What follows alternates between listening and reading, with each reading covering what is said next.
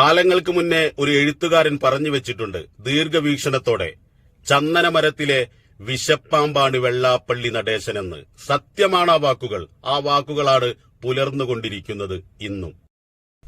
കൂടെ പത്രപ്രവർത്തനം നടത്തുന്ന ഒരു സഹപ്രവർത്തകനെ പേരു നോക്കി വർഗീയവാദി എന്ന് ഏറ്റവും വലിയ കേരളത്തിലെ വർഗീയവാദി വിളിച്ചപ്പോ അതിനെതിരെ കാര്യമായി പ്രതികരിക്കാൻ കഴിയാത്ത പത്രക്കാരെ, നിങ്ങൾക്കൊക്കെ അല്പം ഉളുപ്പ് നല്ലതാണ്.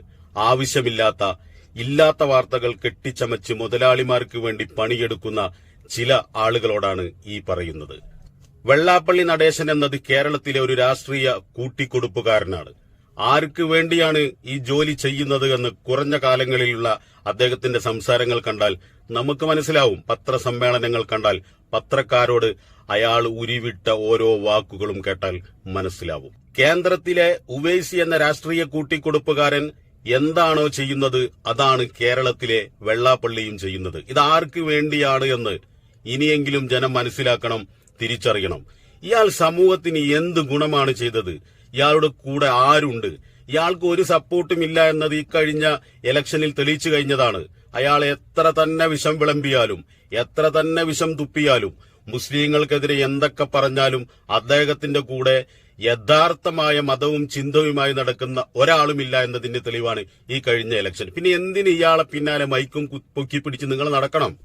ഇയാളുടെ കക്കൂസ് ടാങ്കിന് മുന്നിൽ നിന്നുകൊണ്ട് അയാള് തള്ളിവിടുന്ന മാലിന്യങ്ങളെ വാർത്തയാക്കാനാണോ നിങ്ങൾ ഈ ചാനലുകാര് അദ്ദേഹത്തിന്റെ വീട്ടിലും അദ്ദേഹത്തിന്റെ നടത്തത്തിലും കിടത്തത്തിലും മൈക്കുമായി ചെല്ലുന്നത്? മനസ്സിലാവുന്നില്ല. ഇയാൾ സമൂഹത്തിന് എന്ത് ഗുണം ചെയ്തു? SNDP എന്ന പ്രസ്ഥാനത്തിന് ഇയാൾ എന്ത് ചെയ്തു? ഒരു നന്മയും ചെയ്യാൻ സാധിക്കാത്ത, ഒരു നന്മയും ചെയ്യാത്ത, ആ സമുദായത്തിന് വേണ്ടി ഒരു ഗുണവുമില്ലാത്ത ഒരു വൃത്തികെട്ടവന്റെ തലയിൽ കയറ്റി നടക്കുന്ന പത്രക്കാരോടാണ് എന്റെ ചോദ്യം. ഇയാൾ ബഹുമാനപ്പെട്ട പ്രതിപക്ഷ നേതാവിനെതിരെ തിരിഞ്ഞു. അതുപോലെ തന്നെ UDF-ലെ വലിയ മുതിർന്ന നേതാക്കന്മാർക്കെതിരെ ഇയാൾ പലതും പറഞ്ഞു.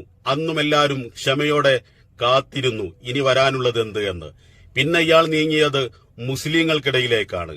മുസ്ലിം ലീഗ് എന്ന പാർട്ടിയെ, അതിലുള്ള ആളുകളെയാണ് ഞാൻ പറഞ്ഞതെന്ന് പറഞ്ഞുകൊണ്ട് തന്നെ മുസ്ലിങ്ങളെ വേർതിരിച്ചുകൊണ്ട് വർഗീയവാദിയായി ചിത്രീകരിക്കാൻ മുന്നിൽ നിന്ന് വിഷം തുപ്പിയ ഇതുപോലുള്ള വിഷജന്തുക്കളെ ജനങ്ങൾ തിരിച്ചറിയണം.